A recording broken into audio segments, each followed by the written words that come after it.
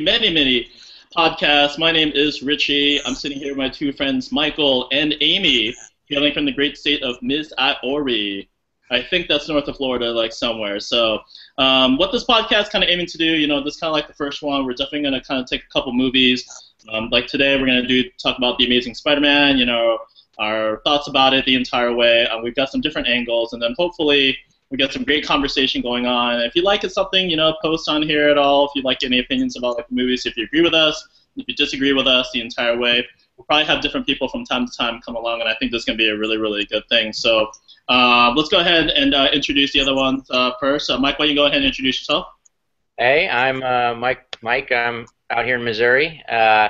Me and Richie go back a long way, and I'm a big movie fan. I've been a movie fan forever, so we figured we'd get together and talk about movies. I like it. If you want to get a hold of me, my Twitter handle is mpusatera, Pusatera, and on Twitter. So hit me up there, and we'll respond to anything you guys have. Very, very nice. Amy, what about you? I'm Amy, and I am new to this group. I met Richie through Mike, and so I'm also new to the superhero groupie. I always liked movies, so watch more movies now than I ever have, though, thanks to Mike. So this is fun, though. I'm excited.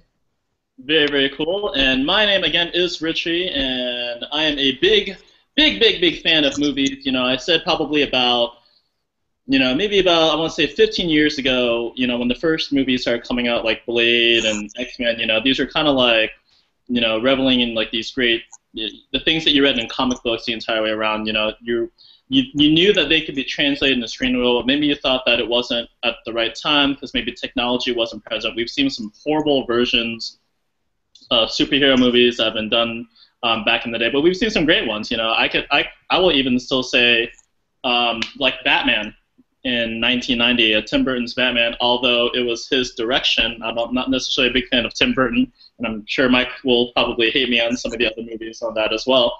But those are a great example of how, comics could really, really kind of transcend. And so you take Batman from like the 1990s, transfer it into like The Dark Knight and Batman Begins.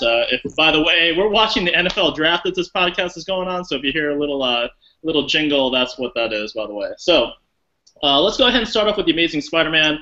It's the sequel to The Amazing Spider-Man, which came out in 2012, which stars Andrew Garfield as a Talia character, Emma Stone as the Gwen Stacy, who I'm happy was actually added to the story.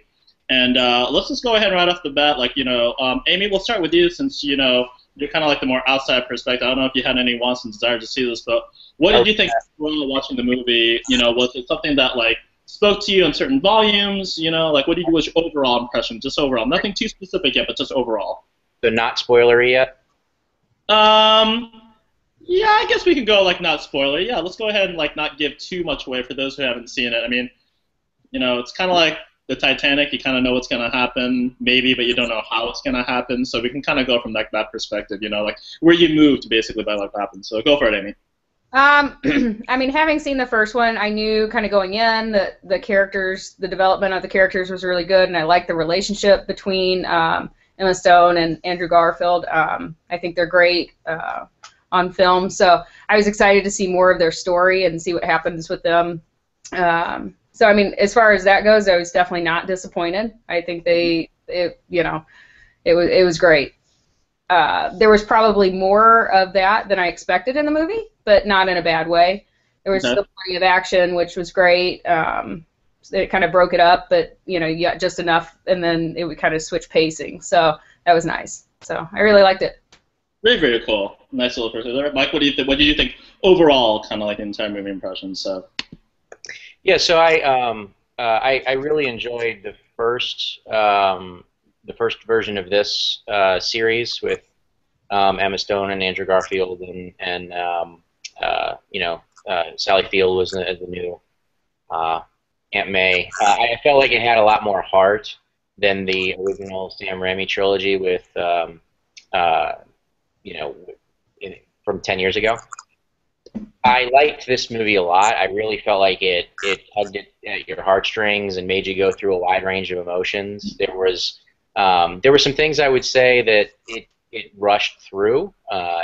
Even though it was long, it didn't feel long, but there was a lot of a lot of things going on, and it probably could have been better, even though I really liked it, had they, maybe done this movie as a movie and a half, and stuck some of the stuff Sure. maybe the next one. I really, as everybody sort of has said, kind of around the internet, I think Emma Stone and Andrew Garfield, obviously they're a real life couple, and I think that their chemistry is palpable on screen, and it drags you in there in a way that I don't think I've seen very often in movies.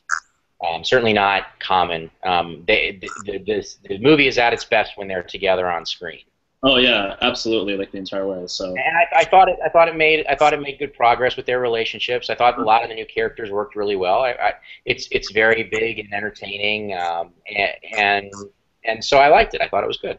Yeah, I kind of called this movie kind of like the beginning of the 2014 summer blockbusters, or maybe like unofficially like summer. So it's usually that beginning of May movies that really kind of like sets the tone off, and we'll have a couple of other bigger ones coming up like over the course of the summer. I mean, you have Transformers, that's going to be a really, really big one, summer blockbuster. Guardians of Galaxy, of course, that's going to be coming out in August. That's the second of the Marvel ones. And that'll actually be the last movie before next year's The Avengers Age of Ultron. So that's going to be pretty exciting the way that universe is. So, I thought that The Amazing Spider-Man was, of course, for what it was, for what you were given, it's, again, I'm a huge fan of the Marvel Cinematic Universe, and I like the interaction of characters. The chemistry between Andrew Garfield, or Peter Parker, and Gwen Stacy, that's what was missing from Sam Raimi's version, so there are certainly some great things about that. I thought some of the characters were great. I thought some weren't needed. And then as far as the canon of the film, I talked to Mike with this previously when we were kind of talking about what we want to do for the podcast. I actually disagreed a lot with the version. I felt like they kind of pigeonholed themselves. And that's actually, let's go ahead and actually go into that one. And Mike kind of touched on it a little bit. So Mike, let me ask you. So you have the choice of actors in this. So what do you like about having Andrew Garfield as Peter Parker, just him by himself? Well, I mean, I think he shines when he's got the suit on. I'm not, the comic reader fan. I really just like the movies, and I like the spectacular aspect of it. But I do know Spider-Man some from, cartoons and things as a kid, and I know he's supposed to be kind of a smartass, and I think Garfield captures that better than the previous iterations did. But his ability, he's a world-class actor. I think you're going to see him in a lot of stuff after this. He's really able to drag you into everything that he's feeling just with his face and with his eyes. There's several incredibly powerful scenes in this movie. He's in all of them, and his facial expression and acting is superb in every single one. What I would say, where I would say there, I can understand why some people might have take some issue, or not maybe buy into him quite as much, is he's a good-looking guy. He's much more debonair. There's a couple of scenes in this movie that do not fit into the sort of nerdy stereotype that Peter Parker has, and I think it's okay in his presentation, but I can understand how some traditional fans might be upset by that. But I totally buy it. It totally works for me, and I could watch him on screen in anything. And I should say, I come into this without having seen him really in a lot of other movies. I didn't see The Social Network, which I know he was in. I hadn't seen else. But this is a really well-acted movie. The quality of the actors in it's very high. I like that. So, Amy, touching on what Mike said, did you feel that anything was kind of forced? Did you like to add that? Let's how about maybe talk more about the chemistry between him and Emma Stone. Are you a fan of Emma Stone outside? No, it's funny because Mike and I were talking about this the other day, because everything I had seen her in prior to this, she was the typical, blonde ditzy girl, just a face, and and I really like her because she's so smart in this, and that's one of the things that I really like about Gwen Stacy's characters, that she gives it right back to to Peter as much as she gets, and I love that about their chemistry.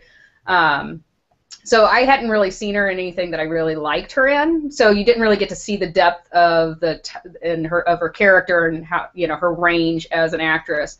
So that part's interesting for me. I only found out, I guess it was like a week or two ago, from Mike that they were together off. You know, had no idea they were actually together as a couple, which makes a lot more sense. But you don't see that type of chemistry in most movies where it's very genuine and doesn't feel forced or, you know, awkward. One of the things I really like about Andrew Garfield versus you know, others that I've seen in this role is his quirkiness. It's not so much dirty quality. He's very quirky and, you know, just he's different, and I like that about him. So I mean, I really liked him as Peter Parker. I think he was a great, you know, I guess, you know, I mean, he is a good-looking guy, but there's enough awkwardness about him that I think he fits the role, you know, perfectly.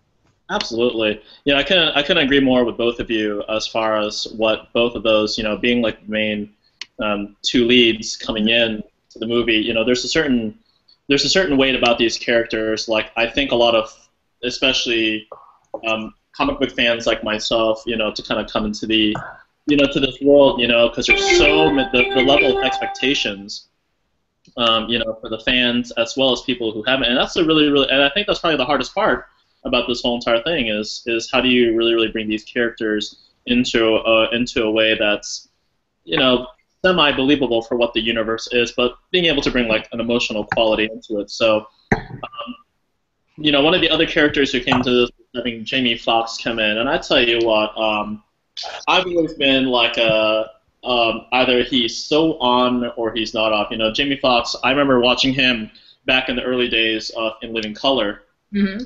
When he came into the scene, you know, that show was mainly Jim Carrey, Damon Wayans, you know, Keenan to a certain extent, Tommy Davis, and a lot of characters. And Jamie Foxx didn't really come in until like the subsequent seasons. But my goodness, when he came in, his depth of character. So we know the guy's got talent. If you've seen movies like Ray, if you've seen any of the other movies that he's been in, the guy's got, and he's a really, really talented guy. Like, he's a musician. He's a triple threat to like a certain degree. Like, there was a little while where he had like his music, but man, from the get-go, I was really, really worried that, you know, I was telling Mike about this, it was getting to that Jim Carrey-esque level of character when he started playing Matt Dillon's like character. So the character of Matt Dillon, you know, is Electro. He is well known as far as the actual like character himself, but you know, there's always a question about, you know, who's gonna like play.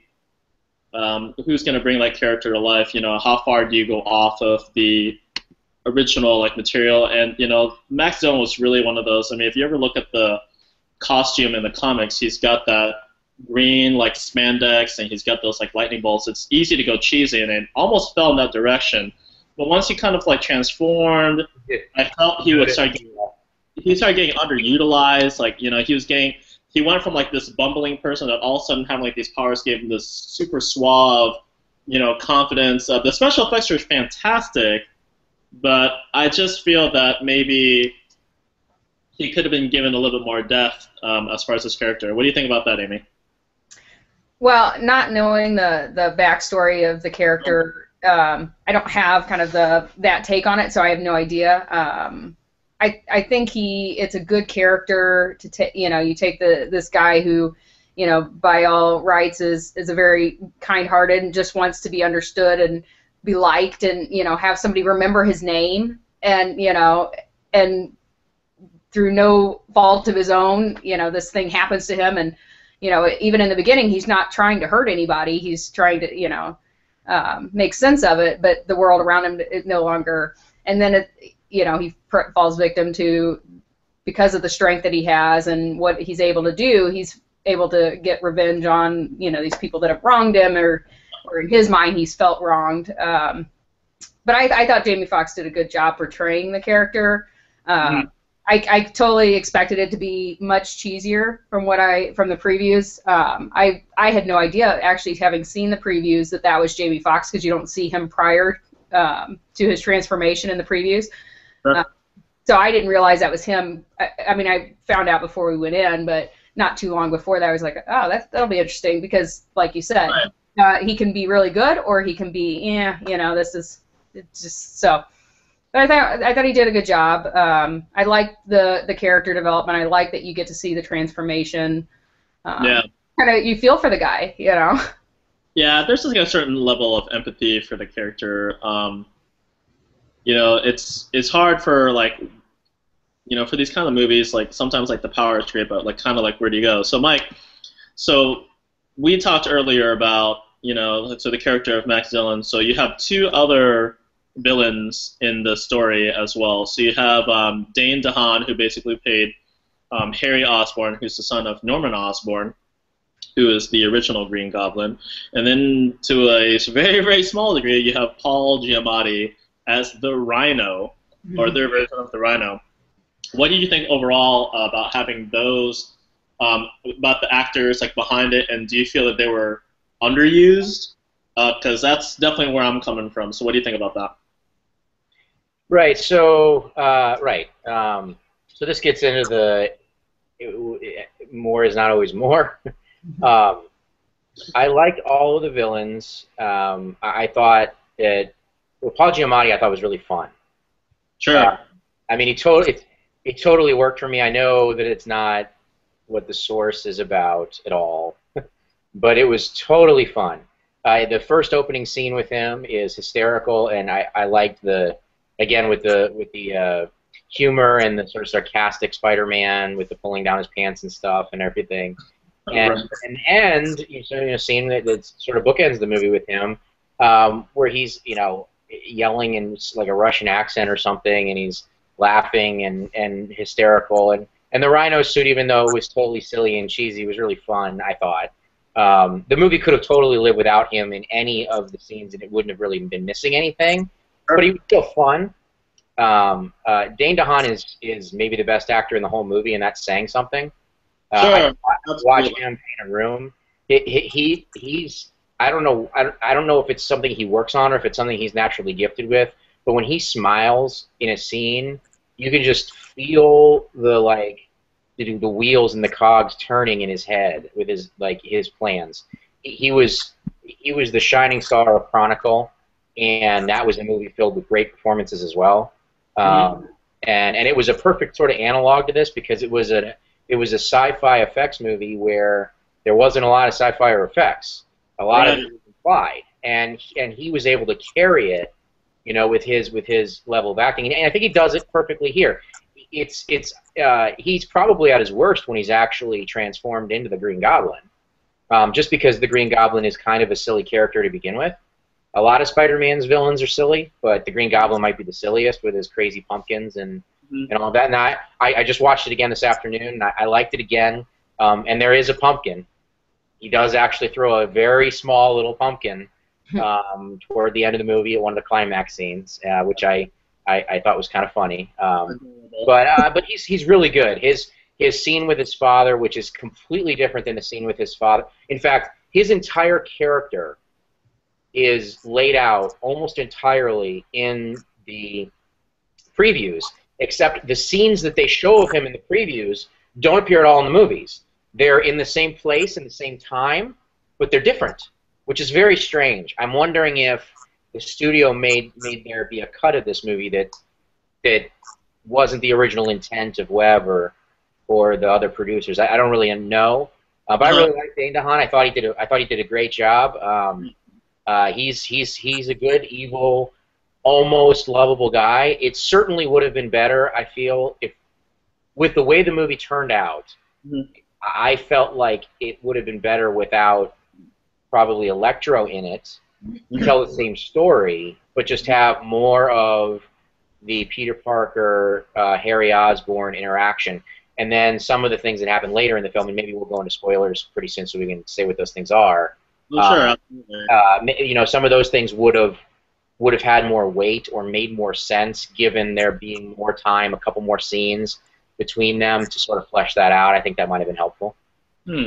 Well, I'm glad that you kind of brought up that point about, the canon, I guess, of this entire series. And this will actually, we'll talk about, we'll actually lead into this conversation about where the overall universe. So, but really quickly, the last thing as far as we'll get out of the character actors, I'd be remiss if we didn't talk about Sally Field's performance. So, Yes. Sally Field is ridiculous. You know, she reminds me of I can't even I forgot who it was. Oh gosh. There's a movie character that came out. It was the guy who plays. I can't think of his name right now. He was in The Matrix, like the first one. He was in a couple like these other movies, and what basically the director said that like he's my good luck charm, and I feel the same way about Sally Field. Whenever you put her like into a movie. Pantoliano? I'm sorry. Joe Pantoliano. I think so. Is that like the short little guy? Like he played like the villain in like The Matrix, something like that? He was in Sopranos. Yeah, I think so. Well, I forget what director what it was, but they basically said that like he's like their good luck charm. Like he's in a movie, it's gonna do good. And I feel the same way about Sally Field. You know, you put Sally Field into especially a movie like this, and there's a certain credibility. Even in the first one, where she was with Martin Sheen, and they had to play, you know, Uncle Ben, you know, Aunt May the entire way around. So, Amy, I want to ask you, you know, like, were you moved at all, you know, like by her performances? Like, did you feel that, you know, that she was definitely like in the character, or did you feel it was more like Sally Field just playing like another character? Or what were your thoughts on that? I thought she did a great job. I mean, Sally Field, I'm totally there with you as far as her caliber. She's one of those actresses that, because she doesn't take just any role, you know, she's very selective about what, and by all rights, she has that opportunity to be selective, that you know it's a good story and it's a good character, or she wouldn't take it. And I thought the scene, and, you know, Mike and I have talked about this, the scene with her and Peter on the bed in his room when they're talking about, when Peter's trying to get her to open up about about his dad and that story, and just the raw emotion there. I mean, it's just it's palpable, and you feel it's very, you almost get lost, and you feel like this is really, it's no longer a movie, and these are not characters, these are real people, which I think, you know, anytime a movie can bring you in like that, that's spectacular. So yeah, but I think we need to talk about this because this was a really powerful scene for him. I know. Yeah, well, go ahead and talk about that. And Mike, what we won't talk about, you know, when we're talking about not doing spoilers, is what we won't talk about the other big emotional scene like of the movie, which would be pretty evident to anyone else. But tell me what you felt about like that particular scene and what it said about the dynamic of the movie and their relationship.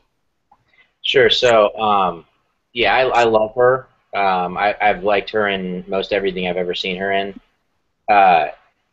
And like I said, I just went and watched the movie again. I saw it on the preview night on Thursday a week ago, and then I saw it today because I was off work. And there are some things in the way that she there's some really smart choices that she makes in how she presents her version of Aunt May. And one of the things I like about these movies now is that the women aren't stupid. And Man of Steel, for instance, Lois Lane is an investigative reporter, and an investigative reporter wouldn't be thrown by glasses. She would know that it's Clark Kent, right? And you know, Gwen knows that it's Spider-Man, and Aunt May knows too. You know, Aunt May knows, and she lets you know in little ways. But that scene that Amy's referencing on the bed, where it's a vehicle for them to advance the mystery that was set up in the first movie, relating to Peter's parents and what happened to them and why they dropped him off and where they went. And the opening of the movie obviously deals with some of that too. She's spectacular, and so is Andrew Garfield in that scene. Yeah. It's extremely difficult to watch that without getting choked up. Her performance and the way that she portrays her feelings and her frustrations with all this stuff that's happened to him and everything that's happened in her life, it all falls out of her. And the way that they react to each other, it's very difficult to realize that you have a 67-year-old woman and a kid from England that came together on set and don't spend a lot of time together. They feel like they've been living together for years. And it's effortless. It's incredible. It's incredible, and it brings it out of you. Whether you like the movie or not, there's no one that could have not been affected by that scene. All right, so this is what is going to segue into like my next thing, and I think this is where we're probably going to have a couple of like disagreements about like this movie. So as I said before, you know, like I'm a big proponent of canon and everything, you know. So I think part of the success of why I think the success of Amazing Spider-Man 2 and Sony for having that franchise, the Amazing Spider-Man is going to have to rely on its acting ability, which is why they brought in the people that they did. It's kind of like the same choices when Anthony Hopkins came in as Odin on Thor. Automatically, there was an air of the gravity of acting just basically went up. Same thing, I think, with having Sally Field, Andrew Garfield, Martin Sheen, and to an extent Emma Stone coming into that franchise. We'll get into X-Men later. That's another big blockbuster that's going to come up this summer. X-Men, I think Days of the Future Past, which is one of the great storylines. That franchise tends to rely on a lot of star power. Now, there's some great acting in there. You have Michael Fassbender, you have Patrick Stewart. And we'll get into that. That's the whole entire can of worms we're going to open up. And then you have the Marvel Cinematic Universe, which has Robert Downey Jr., Chris Hemsworth, Chris Evans, who just did Captain America. So for me, the canon of things, and it's so sad that each one of these elements, you have Spider-Man, X-Men, and the Marvel Cinematic Universe. In my opinion, Marvel Cinematic gets it right because they did what comics do. You had individual storylines, but then every so often they would cross over. You would catch them in each other's comic books, and I really, really like the aspect. A lot of people thought it may not work, but then it's an element that only Marvel is pulling off. And if you see with the latest iteration of Captain America, it's spectacular. How they take each one of these characters, but then you love them when they go in together. So my problem with Amazing Spider-Man 2, I would probably akin it to three major notes, and I don't know if you guys want to keep track of this. So the first one was the choice of was the paper. Write it down. What do you want me to do? Mike, tell me what you want me to do here. I'm taking notes. Oh, you are taking notes. Well, good. I'm taking notes about your three things.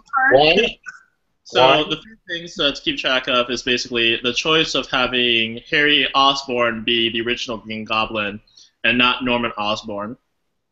And I felt that took away from because in the comic book lines, you had, Norman Osborn kind of didn't, there was this, he's basically like Joker, Batman, Green Goblin, Spider-Man.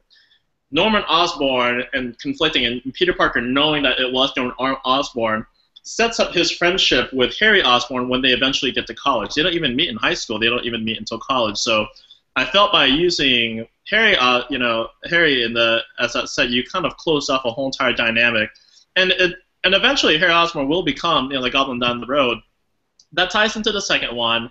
I didn't like how Mary Jane wasn't added into the storyline quite yet. And if you're talking about character, that's a really, really major. And in fact, they casted Mary Jane for this role. If I'm not mistaken, looking online, they casted for the role of Mary Jane. I'm sorry? Shailene Woodley. Yes, and and they actually cut out her scenes because they felt like it would be stepping too much into the whole entire Gwen storyline and whatever. And then the third thing that kind of bothers me about the canon of it is when it all takes place. It's a lot of this is, I guess, right at graduation or whatever, until well afterwards. All these I don't know if it's a product of Sony having to output these movies, but I feel like they just kind of closed themselves off as far as any future storylines. So now, Amy, you kind of said this was kind of your, that you didn't really come to this. So having that perspective, what did you think about the overall? Are these? I guess maybe did you not notice the canon, or do you kind of take it for what it is, or can you see that they can go places with this franchise from an outsider's perspective, not knowing the comics or anything like that? Do you feel like they had enough material and little teasers? Could you feel it or no? Well, I mean, you've got you've got Rhino and you've got Green Goblin. So I mean, there's a storyline there that can go somewhere. I don't know enough about the dynamic of Norman Osborn and what they're, obviously he worked with Peter Parker's father, and so there's the history there. I don't remember much about Harry being in it. He wasn't even in the first one at all, right? I don't believe that his character wasn't in the any first reference or anything, So for them coming back, that was kind of awkward for me because I didn't kind of have anything to reference for that. But I don't know. I think with any of these type of things, there's always plenty of bad guys out there that they can bring in, to the storyline. So you don't have to always. I guess it's easy for me to just enjoy the story because I don't have anything to reference it to where it's gonna bother me when they change it. Now, when it comes to other movies that I've read the books, and then a book that I really love, and then they change something or they take something out that I thought was, pivotal to the book, and then it's not in the movie, it drives me crazy. So I can totally understand that perspective, like, if you're the love of the story and then they change it in the movie, that being an issue for, the comic book lovers and stuff like that. But it's hard for me to understand that because I don't have that backstory and that relationship with the comics the way that, like you would. Example of do you know of any books that you've read where they've absolutely just completely missed the mark when they did a film version or anything like that? I mean, I don't know how in depth you want to get for any storyline. There's anything off the top of your head that would be a really, really good example outside of these types of franchises, so we can kind of relate it to for those people out there who maybe may not know about comics, so they can get an idea of maybe how I'm feeling about. Yeah. Well, I can tell you one right off the top of my head that's pretty personal to me. Yeah. The end of The Lost World, the second Jurassic Park movie, does not contain a giant dinosaur roaming around San Diego in the Michael Crichton original book. Is that true? I won't lie to you. I'm not read any of Michael Crichton's books on that read Sphere at all. Is it worth reading? How are the books set up for that universe? Just real quick. Is it all based off of one book, or is there a series of books? So the first Jurassic Park is based off of the Jurassic Park novel that was written in the late '80s, and then they asked him to write a second book. And in the original book, Ian Malcolm, the Jeff Goldblum character, dies, and so they kept him alive in the movie. So he had to invent a way to get him back alive for the sequel book. But the second book deals with a lot of interesting things, and the first half of that movie is actually quite good. It's just Steven Spielberg really wanted a Godzilla moment. He wanted a Tyrannosaur running around San Diego, and it is what it is. It was not a good moment in the movie. Basically nothing after they leave the islands makes any sense in that movie. But there are other examples, and I understand what you mean. This even for me ties back into even the first Spider-Man movie.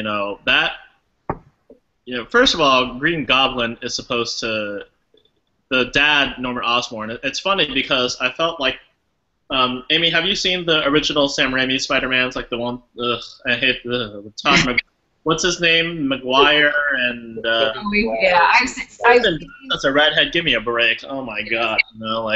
She came off like a scientist, I don't know, like a piece of crap. I couldn't even find an analogy. It was so terrible to me. So, when you're talking about canon, even the lizard wasn't even supposed to be featured that close to the origins of Peter Parker's character, and that's where I feel like this whole entire thing is. For me, as for our comic book fans, there are many examples that even I like where things don't follow tradition. There's, I'm sure in our future podcast we'll talk about Arrow. That doesn't follow at all other than character names, but doesn't really follow canon. But that's fine for a TV series. But by all means do that. But I think it's so important when you get to the movies and you have the responsibility of this franchise. And hold on, Mike. Hold on. I'm going to ask you a hypothetical question. I'm going to ask you: did you see the Hobbit: Desolation of Smaug? I have. And Amy saw it because I dragged her to it more than once. So I'm going to ask you this, okay? So I've never read The Hobbit, so... I assume you haven't read the book. I know Amy's read part of the book, but I don't think she's all the way there. So in the book, when they get to the Lonely Mountain, Bilbo goes down to talk to the dragon. He first goes down and steals a cup, and then he comes back. And they send him back down, and he talks to the dragon, and then he comes back. And then he goes down one more time, and the dragon flies away down to Dale, which is exactly how the movie ends, right? Okay, there is no confrontation at any time in the books between the dragon and the group of dwarves that have been setting out for the Lonely Mountain. And I'm not going to spoil it for anybody else, but it never happens in the book that there is a confrontation between the dragon and the dwarves. Not in the part that's been told so far, and not anything afterward. Now, let me ask you both. Would you have been satisfied as a movie viewer watching that movie and having the dragon fly away without ever having seen them confront the Smaug and the dwarves being confronted with each other? Well, I think there's certainly things that don't translate well that you can do it, get away with in a book because you can use your imagination and you can take as long as you want to develop it, whereas in a movie you're limited by time and space, and it has to be something that's visually stimulating. Right. So right, absolutely. If there wasn't the conversation between the dragon and Bilbo, it would not have made the second. I mean, you would have lost a lot there. Well, I'm talking about specifically the crazy running around with the dwarves trying and fighting. I mean, it was. Sure. Now, if you're talking about for a movie and needing like a climax or something, to go to like the end of the movie, as long as that action, no matter what it is, for me, doesn't ruin anything for the future storyline. So, for example, for Gwen Stacy's dad dying, when he is, I forgot, I'm going to have to do a little research, I forget, but he doesn't die exactly at that confrontation. He dies like much later, but I feel that, as long as it doesn't interfere with that particular path, and if it's something that, if in any way enhances or contributes, I'm totally okay with it. Well, that's one of the things that I like, though, about the second one, is that even though he died in the first one, they were able to bring Larry back through the flashbacks and, Yeah. Should we say that this is going to get spoilery now? Because I feel like we need to just talk about the real things that happen. Okay. Oh, God. Well, you bring up a point, Mike, then, if you're going to bring up something, then, about what were you thinking here?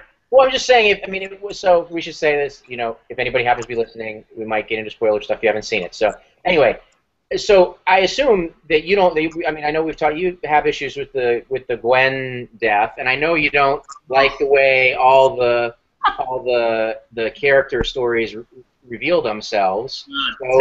So talk about it. What is it that's bothering you? Let it out. You can tell us why you're having all these problems. I'm bothered because there is, the mystique about the Gwen Stacy storyline, and I swear, like, for those who are watching this, if you haven't seen Amazing Spider-Man 2, go ahead and cut it off at this point right over here, and come back and watch it like later. Save it on your desktop or whatever, and come back and like see it a little bit later. But in the movie, it's so ambiguous for the longest time as to how Gwen Stacy dies, because first of all, it's Norman Osborn, all right? Yeah, that's right, not Harry Osborn, Norman Osborn, who basically, and Mike picked this up, the same clothing and everything, just booted her right off the top, and as she's falling down, they kind of show like you're almost like Spider-Man's perspective. So if Spider-Man was here, Gwen Stacy is right over here, the viewpoint of the comic is kind of like right from here. You kind of see what's downward, and you just see a big snap in the comic book scene, and he's pulling her up, thinking everything's fine, but then he finds out, that she basically didn't survive, and we don't know if it's from the fall. We don't know if it's from the tensile of Spider-Man's web, if she fell too far and she reached terminal velocity or whatever, and yanking up snapped her like her neck. Like we don't know like what it is. And it sends Peter Parker's character like into like this rage, and then eventually, what happened in Sam Raimi's version of Spider-Man, where Green Goblin basically sends his little glider to kill Spider-Man and basically impales himself. That's what happens. So if you watch the movie, they take here's exactly what happens. Here's the ground. Here's Mary Jane, and Gwen Stacy, and boom. And it's ambiguous in a way, but my goodness, there is no doubt that, like, from the sound effects and like whatever, and from the perspective that we're at, that was definitively what did it. And you never, of course, you see, and this is a very raw emotion scene with Andrew Garfield. If you want to talk about, probably the best acting in a superhero genre movie where I've been, affected by someone like on a level, that was spectacular. But it's what you could have done more with this scene is what upsets me. It's him not knowing it, and we never get to see him go into like this outside of the Peter Parker bit where he actually has to find out he actually has to morally find out with these powers, and that's where with the great power comes great responsibility. Even though they ruined that line in the first movie, that's my problem is that you never get to see him go to those places. Yes, of course, there's that raw emotion about about Gwen Stacy, and I recommend for both of you, if you ever want to see where he's ever dealt with it way back, there's a great storyline called Blue, and it's a 6-part miniseries where Peter Parker basically kind of has an alone time and basically almost like a love letter kind of records into a voice recorder about the first time meeting Gwen to Gwen, you know, talking to like a tape recorder long after her passing. I recommend watching for both of you. So that's my main beef about it, is that, you know, again, it's all about closing it off. If you can't allow like those little things, don't even bother doing it. And I think that's what's actually turning off a lot of people. If we ever get Donovan into this thing, I think he'll wholeheartedly agree about the things that you can get away with and the things that completely close you off. So am I wrong, Mike, or am I completely off, or what? Well, so for me, you know, obviously, like I said, I don't read the comics. I do a lot of movie reading, and I had read on Screen Rant and some other places that there was that she had been seen in this outfit that was the outfit from this iconic, you know, moment in the comics where she has her death scene. So, you know, Amy knows that I don't like movies that always end with all the heroes winning and the bad guys losing. And I feel like the movie was making a point about time and place, and how not everything can always continue in the way that it is, and that you have to cherish what you have and enjoy the moments that you get, and that you can't be everything to everyone, and that he had to make a choice between whether he was going to be Spider-Man or Peter Parker, and it was a hard decision for him, and he couldn't have it both ways. He finally makes the decision when they're standing on top of the bridge, you know, support at the very end before Electro goes nuts and cuts off power to the city, that you know, he's going to go to London and he's going to be Spider-Man there with her, and the point is he can't. You can't do both. He can't save the city and his family and his loves, and so and it costs him her, and it costs him her dad in the first one, and I like that there's weight. I love Captain America, and there is a very, very deep parallel between the end of this movie and the end of the Captain America movie. I saw Captain America 3 times, and I've seen Spider-Man now twice. They both have a slow motion falling moment with the main character. In this one, it's Gwen Stacy, and the other one is Captain America when he's falling out of the ship. But it's both about the love between that character that's falling and the other character, and in both cases, they're saved by the person that's watching them fall. In the Captain America case, nobody dies, because in the Marvel Universe, only women that are secondary die. Oh my God! Just stop it. In this, they kill off a main character, and it has heavy weight for it. Now, a lot of people don't like it when the superhero doesn't save the person. I suspect that that's a big reason why people gave it ratings. I also think that you're probably valid in your point that a lot of the comics. Can I just say, I think it's you sit there and say in the Marvel universe, but then you say in Spider-Man, it's the same universe. But not for the movies. It's not. For the movies, they're separate. But even then, just want to let you know, in the comic, Gwen Stacy comes back. Well, I'm sure she does. I won't get into that, but that's comic books. I will bet you $1,000, and this is being recorded, that Emma Stone never makes another appearance in the Amazing Spider-Man series. Get your PayPal, buddy. if I see Dennis Leary showing up all over the series. Okay, I need to be clear. I will say for $1,000 that she will never appear as a living character in a non-flashback. Okay, all right. Well, no. They're not going to go get married and live happily ever after. All right. Well, I want to hear what Amy has to think about this, because you know, one of the things that I hesitate to say this to you, Richie, is that, you know, this movie made $92 million. It was a little disappointing, but it made a lot of money. It's made almost $400 million worldwide, and because of that, what's important to the studio is that they get a return on their investment, and they could give a shit whether the return is from comic fans or from girls who are willing to go to the movies with their boyfriends because there's a nice romance in the story. Oh, absolutely. It's like Transformers 2 or whatever that movie was. What a horrid... I make better movies in my toilet in the morning. All right? What a terrible movie. But that movie grossed, I don't know, like how much, you know, through like 3D and other stuff. So... yeah, you're right. You know, people are gonna want to see. You know, and that's that's part of the reason why I think that we all enjoyed like these movies so much, especially like growing up, Mike. Like I don't know if you recall this because your memory is always botchy you won't. Anyway, I remember like when there's always like that definitive summer blockbuster. Like I remember like Independence Day. That was like the big one, like full of stars and everything. And and these are just things to look forward to. I think this combines that love, but with another love for me, like which is like comics like growing up. So let's go ahead and wrap it up here, guys, for like a little bit, and let's ask, like, are there any other superhero movies that we're looking forward to seeing like in the summer, or are there any other movies? I'm sure we'll expect a sequel to Amazing Spider-Man 2, not because it's going to be good, but because they're contractually obliged to do it to keep the contract. But Amy, let's start with you. Are you looking forward to like any other movies off the top of your head that are going to be coming out this summer? Go for it. I'm actually excited about Guardians of the Galaxy. I think it looks funny. I'm interested to see what they're going to do with it, though.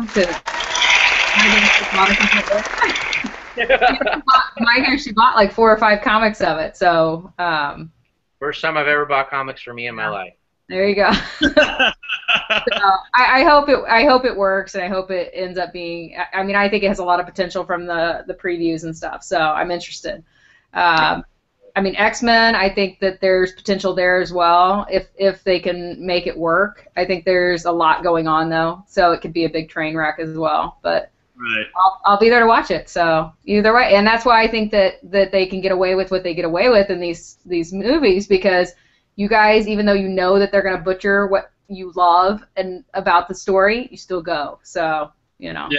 And you know me so well. Mike, how about you? What kind of movies are you looking forward to seeing?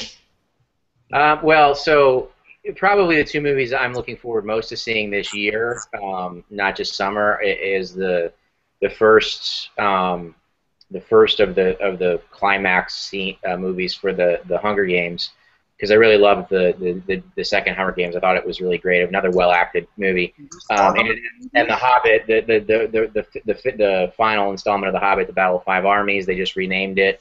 I'm a huge Tolkien and Middle Earth guy. For the summer, for me, it's 3 big ones and 4 big ones, and then there's a bunch of other ones that I'm really excited about. Probably the one that I'm currently most worried about is How to Train Your Dragon 2. I was about to bring that up too. How to Train Your Dragon is maybe my favorite animated film of all time. It's really great, and I really was excited about it, but I'm concerned about the storyline based on the previews. I also was really concerned about the stories for the new X-Men movie upon seeing most of the early trailers, but the most recent trailer that was in Spider-Man I thought was pretty good. So I don't really know what the story is going to be, but we'll see. Some early viewings have been positive, so we'll see. For me, the big 2 are way out there. It's Godzilla, which could be terrible. It could be great. I don't know what to think. They've screened it now in a few places I read, and they say that the sound of Godzilla actually shakes the theater. And if I get to go into a theater and my theater physically moves because Godzilla's screaming at me, I'll be happy even if the movie's terrible. But as Amy pointed out, Guardians of the Galaxy, I think, is the big question mark this summer. I don't know if it's going to be the next Star Wars or not, but it looks like Marvel meets Star Wars meets Indiana Jones, and I couldn't love 3 things more than those 3 things, except maybe if they find a way to stick a dinosaur in it. And we'll have to see. But Groot's pretty close to a dinosaur, so pretty close.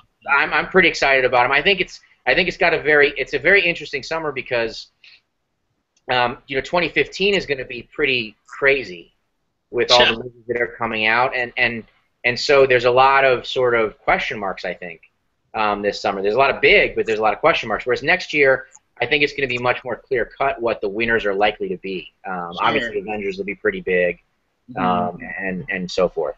And then the following year after that, 2016, you have Batman vs. Superman, which will eventually segue to the Justice League movies. I know that's a big one a lot of comic book fans want to see, which will probably get messed up, but you never know. Thumbs down? Huh? I don't like DC that well. Oh, well, God, you know what? If you want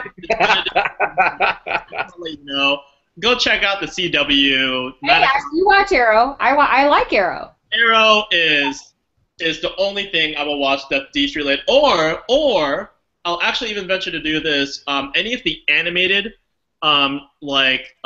Justice League War, Justice League Flashpoint Paradox, even though they kind of stripped down animation on the DC side, it's actually getting it right. And that, I don't know if you guys are ready to venture into that world, but if you want good storylines based on those characters, that's actually kind of nice. Those are definitely ones to check out. Yeah, I'll agree with Amy. Definitely, X-Men is going to be a pretty, and I assess that too much might be too much.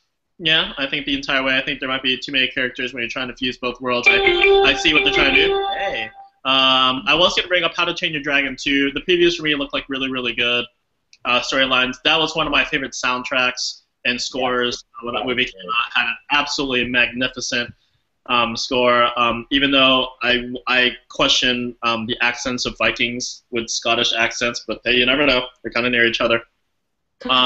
Transformers Age of Extinction, I think it's going to be another one of those ones. It's Michael Bay, and if you want something substantial, you're probably not going to want to watch a Michael Bay movie. You're going to get the same shots. That's going to be like whatever. Of course, Guardians of the Galaxy, when I was growing up reading comics, I didn't really like, I shouldn't say I really didn't like, I didn't really know that much about Guardians of the Galaxy and any of that stuff. Mine was firmly planted on Earth, like with the X-Men, X-Force, X-Factor, to an extent some of the Marvel characters. So I think we got some great movies already coming up. So I just want to thank anyone who's watching this. Thanks for watching the first podcast. I think it's I'm sure we'll refine these things over and over. So if this first one, I apologize if it was too boring. No, I don't apologize. I think it's pretty awesome. I do what I want to do because it's America. So coming up with a couple of other movies, and we want to. But please share your opinion. If you guys can check out, we'll add those into future podcasts where you can reach us at. Maybe we'll make little feeds and get you a little interaction. But if you haven't got a chance, go out there, check out Amazing Spider-Man 2. I venture that'll probably be in the theaters for a lot of times, and then let you know about other movies and give us your feedback. So just want to thank everyone for watching. Thank you both to Amy and to Mike for kind of starting out this little adventure. We hope to have many, many more in the future. And thanks a lot, everyone. All right. All right. All right.